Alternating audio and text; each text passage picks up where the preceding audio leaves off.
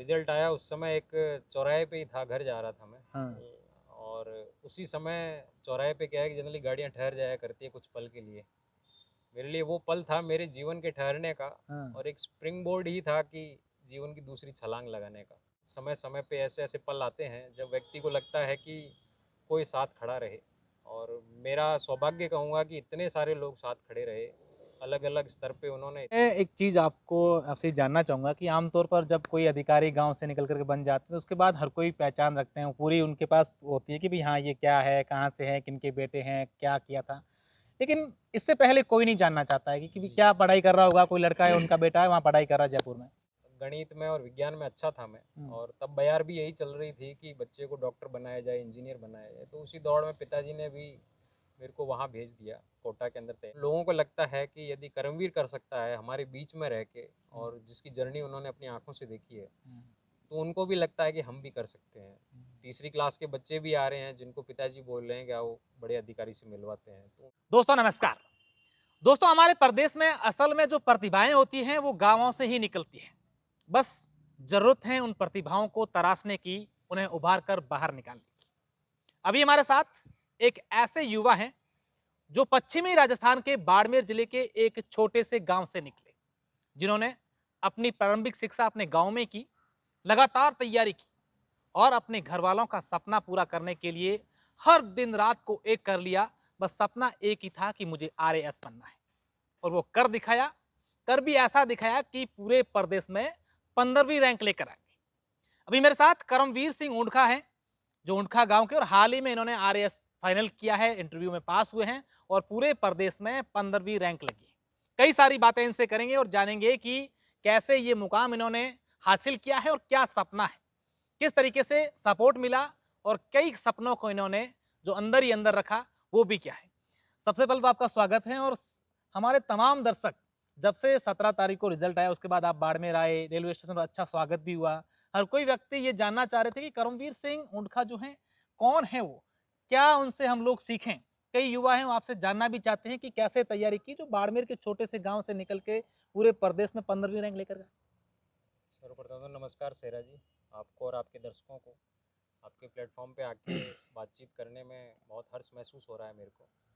17 तारीख को रिजल्ट आ गया, करीब करीब 10 दिन हो गए हैं, हुँ, लेकिन अभी तक पता नहीं चला है कि 10 दिन बीत गए हैं, और मेरी खुशियाँ आज भी उसी उसी चरम पे लेवल है, की है। उसी लेवल की है। हुँ, और 17 तारीख के दिन, जिस दिन रिजल्ट आया रात के समय, मैं जयपुर में था, और जो आगे वाला प्रयास है आरएएस का उसकी तैयारी में ही लगा हुआ था। और रिजल्ट आया उस समय एक चौराहे पे ही था, घर जा रहा था मैं। हाँ, और उसी समय चौराहे पे क्या है कि जनरली गाड़ियाँ ठहर जाया करती है कुछ पल के लिए। मेरे लिए वो पल था मेरे जीवन के ठहरने का, हाँ। और एक स्प्रिंग बोर्ड ही था कि जीवन की दूसरी छलांग लगाने का। वह खुशी का जो चरम था, वो दिनों दिन बढ़ता जा रहा है, क्योंकि वहाँ मेरे पास उस समय जो छात्र मित्र थे उनके अलावा कोई था नहीं। हुँ, जब जो घर आया सेलिब्रेट 3 दिन, करें इस तरीके से। हाँ, जब 3 दिन बाद घर आया, हुँ, और रेलवे स्टेशन पे भी शुभचिंतक गण लेने आए, फिर परिवार के अंदर भी एक छोटा सा कार्यक्रम था, और उन सब के लिए तो मुझे शुभकामनाएं देने का कार्यक्रम था। लेकिन जो मेरी जर्नी रही है पिछली 7-8 साल की, ग्रेजुएशन के बाद भी अलग अलग स्तर पे, तो मेरे लिए वो एक पल था सबके लिए आभार व्यक्त करने का, क्योंकि बहुत लंबी जर्नी रही, और उसमें समय समय पे ऐसे ऐसे पल आते हैं जब व्यक्ति को लगता है कि कोई साथ खड़ा रहे, और मेरा सौभाग्य कहूँगा कि इतने सारे लोग साथ खड़े रहे, अलग अलग स्तर पे उन्होंने इतना मेरा साथ दिया, तो सबका मैं आभार प्रकट कर रहा था। और अभी भी हुँ। लोगों की शुभकामनाएं आना जारी है, और उन शुभकामनाओं के साथ साथ अब एक जिम्मेदारी का भी एहसास होता है कि एक इतना बड़ा पद है आरएएस, अपने आप में जो बिल्कुल। ब्यूरोक्रेसी है उसमें। मैं एक चीज़ आपसे जानना चाहूँगा कि आमतौर पर जब कोई अधिकारी गाँव से निकल कर के बन जाते हैं, तो उसके बाद हर कोई पहचान रखते हैं, पूरी उनके पास होती है कि भई हाँ, ये क्या है, कहाँ से है, किनके बेटे हैं, क्या किया था। लेकिन इससे पहले कोई नहीं जानना चाहता है कि भई जी। क्या पढ़ाई कर रहा होगा, कोई लड़का है, उनका बेटा है, वहाँ पढ़ाई कर रहा है जयपुर में। क्या आपका एक संक्षिप्त परिचय जानना चाहें, तो क्या आपका परिचय है? परिचय तो बाड़मेर का बेटा हूँ, हुँ, स्थानीय ऊंडखा गांव से निकला हुआ हूँ, जन्म वहीं पे हुआ, और हल्की सी प्रारंभिक शिक्षा वहाँ पे हुई। और जो मेन प्रारंभिक शिक्षा का हिस्सा था क्लास 9वीं तक, वो स्थानीय आदर्श विद्या मंदिर, जो लंगेरा में अपनी विद्यालय है, वहाँ पर हुआ। उसके उपरांत गणित में और विज्ञान में अच्छा था मैं, हम्म, और तब बयार भी यही चल रही थी कि बच्चे को डॉक्टर बनाया जाए, इंजीनियर बनाया जाए। तो उसी दौड़ में पिताजी ने भी मेरे को वहाँ भेज दिया कोटा के अंदर तैयारी करने के लिए। मन में रुचियाँ अलग थी हम्म, वैसे, बचपन से न्यूज़पेपर पढ़ने का शौक़ था, और वहाँ जाके फिर मन से मेहनत की। जिस कार्य में लगता हूँ उस कार्य को पूरा करके ही छोड़ता हूँ। तो आईआईटी में भी सिलेक्शन हुआ, आईआईटी कानपुर से। उसके उपरांत सिविल इंजीनियरिंग के अंदर स्नातक के विषय को मैं पूरा किया, और फिर प्राइवेट सेक्टर में भी काम किया। इच्छा तो अभी भी यही थी, अंदर हिलोरे मार रही थी कि प्रशासन के अंदर अल्टीमेटली तेरे को वहीं जाना है, वही तेरा हम्म, एक मुकाम है जहाँ से तू अपने साथ जो पोटेंशियल है उसके साथ न्याय कर पाएगा। लेकिन फिर भी खुद को सर्वाइव करना था, क्योंकि कोचिंग वगैरह बहुत चीज़ें होती है इस समय। तो फिर प्राइवेट सेक्टर में 3 साल काम किया, और जब मुझे ऐसा लगा कि अब मैं सिक्योर हूँ और अपना जो पैशन है उसको फॉलो कर सकता हूँ, तो फिर यूपीएससी और आरएस की तैयारी चालू की मैंने। हम्म। क्या सपने संजो के गए थे जब यहाँ से कोटा पापा ने भेजा था? क्या था मन में कि भी मुझे आईआईटी में जाना है, प्राइवेट सेक्टर में जाना है, या फिर तैयारी करनी है? और कई बार मन में ऐसे सपने भी आते हैं कि यार मुझे ये सब चीज़ें नहीं करनी है, मुझे ये यहाँ जाना है, ये करना है। कभी ऐसे मन में भी कोई सपने आए होंगे? जब कोटा तैयारी करने गया 11वीं और 12वीं के अंदर, तब तो यही था कि जो हाथ में आया है, जो काम दिया गया है वो करना है, हम्म, क्योंकि स्वयं की भी समझ इतनी थी नहीं। हम्म, तब तक तो जो पिताजी फीड करते थे जनरली, जो उस वाली उम्र में जो होता है, तो उसके साथ न्याय किया पूरा। आईआईटी में 1964 रैंक थी मेरी, और फिर आईआईटी कानपुर ज्वाइन किया।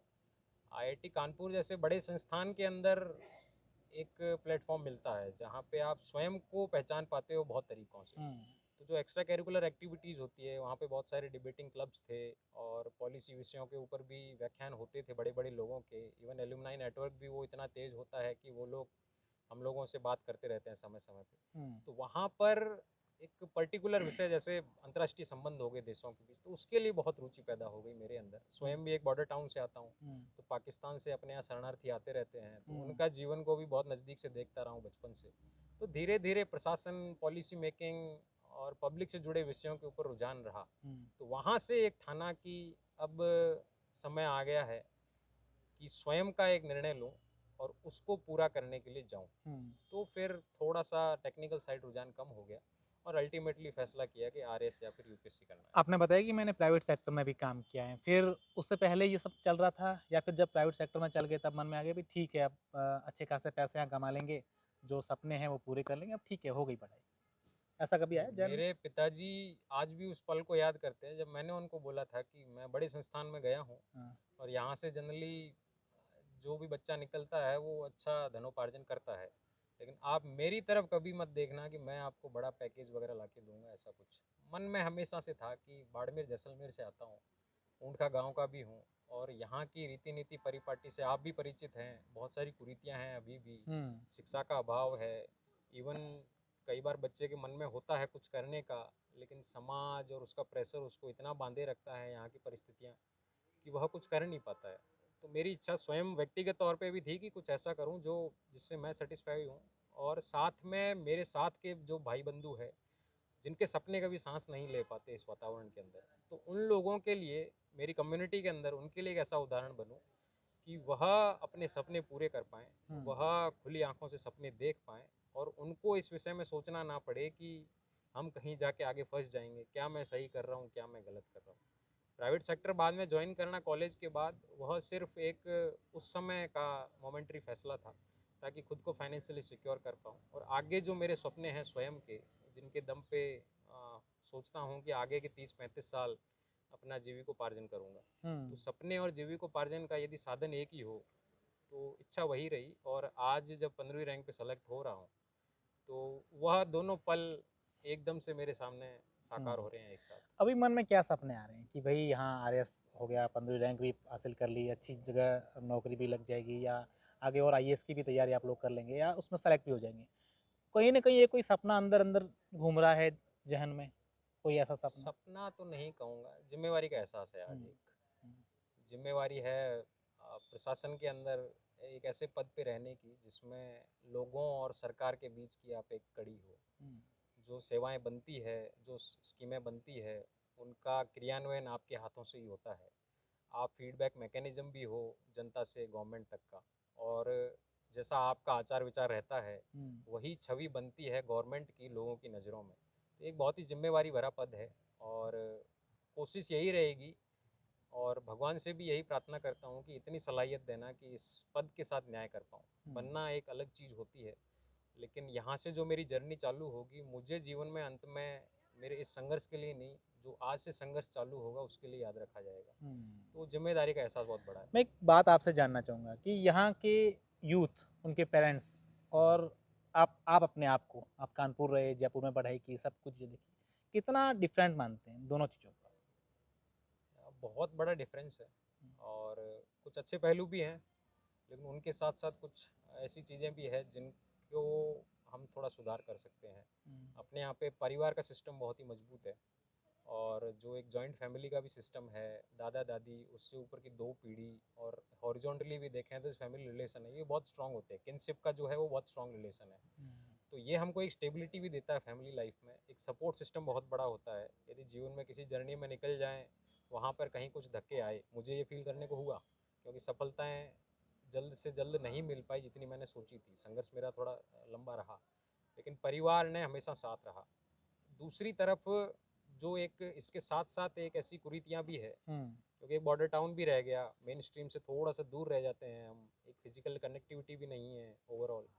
कुछ ऐसी चीज़ें भी है जो कई बार बाधा बनती है, ख़ासकर जो हमारे बहनें हैं, उनके जीवन में बहुत इश्यू आते हैं और उनको अपने घर से निकलना, उनके लिए तो बेसिक शिक्षा भी एक ऐसे-ऐसे एरियाज़ हैं हमारे क्षेत्र में, जहाँ पे बेसिक शिक्षा भी उनको मुहैया नहीं हो पाती है। जीवन उनका उसी चक्कर-पट्टी में निकल जाता है, जहाँ पे वो सिर्फ़ दूसरों के बारे में सोचती रहती है।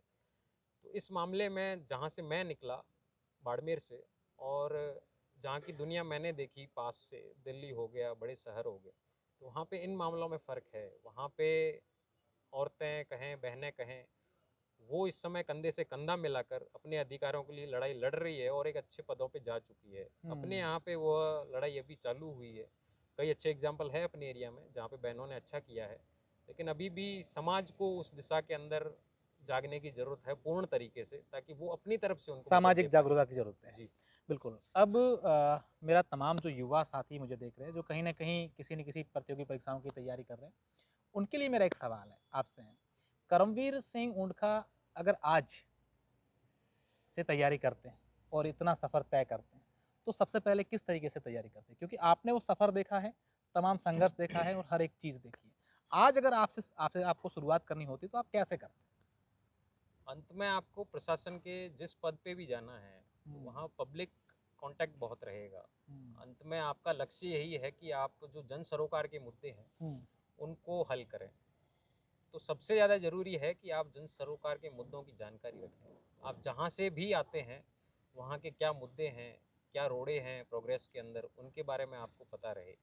और दूसरा जो अखबार होता है, वही तो एक सबसे बड़ा मीडियम है आज, जिसके तहत आप जान सकते हैं कि चीज़ें चल कैसे रही है। तो अखबार का जो एक अध्ययन है, हमेशा सुबह आपके एक रूटीन का पार्ट होना चाहिए। यह 2 ऐसी चीज़ें हैं, बेसिकली आपकी जो ऑब्जर्वेशन पावर है आपके आसपास, और अखबार। ये 2 ऐसी चीज़ें हैं जो कांस्टेंट हो जानी चाहिए आज से ही लाइफ के। आप भले ज़िंदगी के किसी भी क्षेत्र में जाएँ, कहीं का भी सपना देखें। प्रशासन की बात करूँगा, यूपीएससी कहो या आरएस कहो, तो उसमें एकदम स्पेसिफिक सेंस में आऊँ तो जो आपकी किताबें हैं इस समय एनसीईआरटी की, आरबीएससी की, जो भी अध्ययन की सामग्री है, उनकी थॉरो अंडरस्टैंडिंग हो आपके पास। और पहले आपको अपना पोटेंशियल अनलॉक करना है। आपको सिलेबस के ऊपर नहीं जाना है सीधा कि ये 4 चैप्टर कर लूँगा तो ये 4 क्वेश्चन हो जाएंगे। पहले आपको अपनी बेसिकली मशीन तैयार करनी है जिसके थ्रू आप सिलेबस को प्रोसेस करेंगे। तो वह धीरे धीरे कोशिश करें, अपने पोटेंशियल को जितना हो सका उतना बाहर लेके आएँ। जिस भी स्ट्रीम के अंदर ग्रेजुएशन कर रहे हैं, वहाँ आपकी अच्छी प्रोफिशिएंसी हो और प्रोसेस इंफॉर्मेशन प्रोसेस करने की जो सलाहियत है वो डेवलप करें। और अंत में जिस समय नज़दीक आएँ ग्रेजुएशन ख़त्म करने के, या फिर जब भी अपनी जर्नी चालू करें प्रतियोगी परीक्षा की, तो उसका जो सिलेबस है उस सिलेबस के अकॉर्डिंग बहुत सारे स्टैंडर्ड बुक्स हैं, उनको आप अच्छे से पढ़ें, उनको जितना हो सके उतना रिवाइज़ करें, तो वह चीज़ जल्दी हो जाती है। जिन लोगों ने आरएएस क्वालीफाई किया है और वो विशेषकर वो जयपुर से निकले हैं, तो जी। उनके लाइफ में एक नाम हमेशा कनेक्ट रहता है, वो दिलीप सर का। क्या कहना चाहेंगे? दिलीप सर मेरे लिए तो एक यूँ कहूँगा कि एक ऐसे वक्त में मेरे को उनका साथ मिला जब ऐसा लग रहा था कि ये सपना अधूरा रह जाएगा या दम तोड़ देगा बीच में। मैं यूपीएससी की तैयारी चालू की थी मैंने, उसमें मेंस में भी अपीयर हुआ काफ़ी बार, लेकिन आशातीत सफलता नहीं मिल पाई।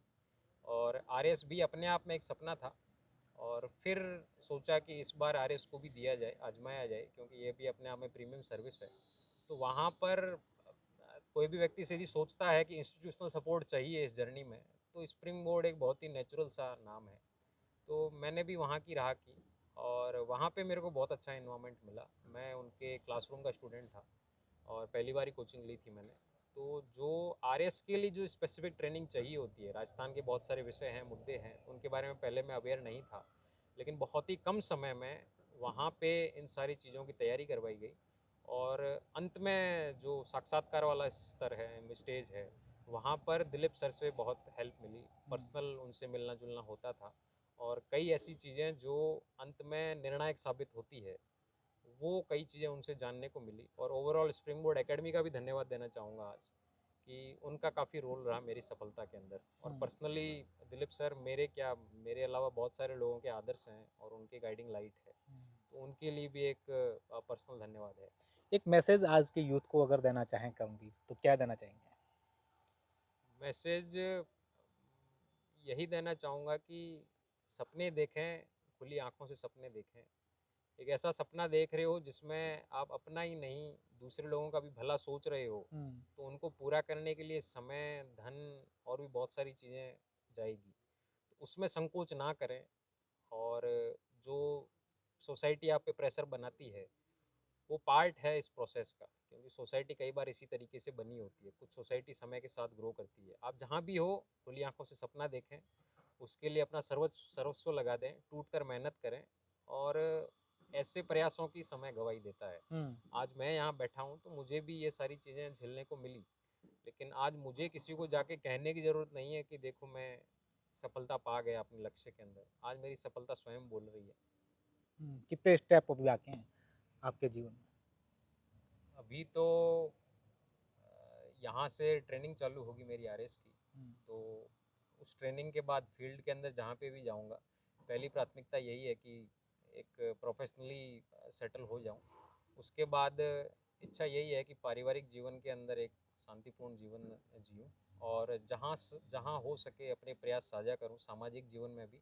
और जो स्टूडेंट कम्युनिटी है, खासकर इन एग्ज़ाम्स के लिए और आईआईटी के अंदर भी, जितना हो सके उनकी मदद कर पाऊँ। आमतौर पर हम लोग देखते हैं कि कोई व्यक्ति किसी भी फील्ड में सफल हो जाता है, उसके बाद एक ललक रहती है कि यार ये मैंने कर लिया है, मुझे वो करना है, या वो करने के बाद वो करना है। ये रहता है आपके जीवन में भी? ये हमेशा से है। एकदम इमीडिएट सेंस में ऐसा टारगेट है नहीं, लेकिन अंदर से ये है कि क्योंकि इंस्टीट्यूशनल कैपेसिटी बहुत है, प्रशासनिक अधिकारी के पास इंस्टीट्यूशनल कैपेसिटी बहुत होती है समाज के अंदर बदलाव लाने की। तो मेरा लक्ष्य यही रहेगा कि जहाँ से मैं आया हूँ वहाँ से एक जन जागृति हो। और इवन वरन पिछले 10 दिनों से जो देख रहा हूँ, जो मेरे आसपास शुभचिंतक गण हैं, उनके परिवार हैं, उनके बच्चे हैं, उनकी आंखों में एक चमक दिखती है मेरे को। उन लोगों को लगता है कि यदि करमवीर कर सकता है हमारे बीच में रह के, और जिसकी जर्नी उन्होंने अपनी आंखों से देखी है, तो उनको भी लगता है कि हम भी कर सकते हैं। तीसरी क्लास के बच्चे भी आ रहे हैं जिनको पिताजी बोल रहे हैं कि आओ बड़े अधिकारी से मिलवाते हैं, तो उनके अंदर एक दिखती है कि एक ऐसे व्यक्ति से मिलना है। तो कोशिश यहाँ से चालू करके, अपने एरिया से चालू करके, और जो लोग भी मेरे से जुड़ पाएँ जीवन में कहीं पे भी, तो एक सकारात्मक मैसेज देने की रहेगी। और साथ में जो समाज के लिए मैं कर सकता हूँ, क्योंकि उन लोगों का मेरे को दिया हुआ बहुत कुछ है, समाज का है, मेरे जितने भी संस्थान रहे जिनका मेरे साथ रहा, और भी बहुत सारी इंडिविजुअल पर्सनैलिटीज़ है जिनका समय समय पे बहुत सारा रोल रहा मेरे जीवन के अंदर। तो उन सबको व्यक्तिगत तौर पे भी और समाज को एक इंस्टीट्यूशनल तौर पे भी कोशिश रहेगी वापस पे बैक करने की। बिल्कुल, ये कर्मवीर सिंह ऊंटका हैं, जिनकी पूरी की पूरी बातें हमने आपको सुनाने की कोशिश की। और हमारे जितने भी दर्शक हैं, उनसे एक हमारी अपील भी है कि आप लोग ऐसे लोगों को सुनें, उनसे कुछ सीखें और आगे बढ़ें। धन्यवाद।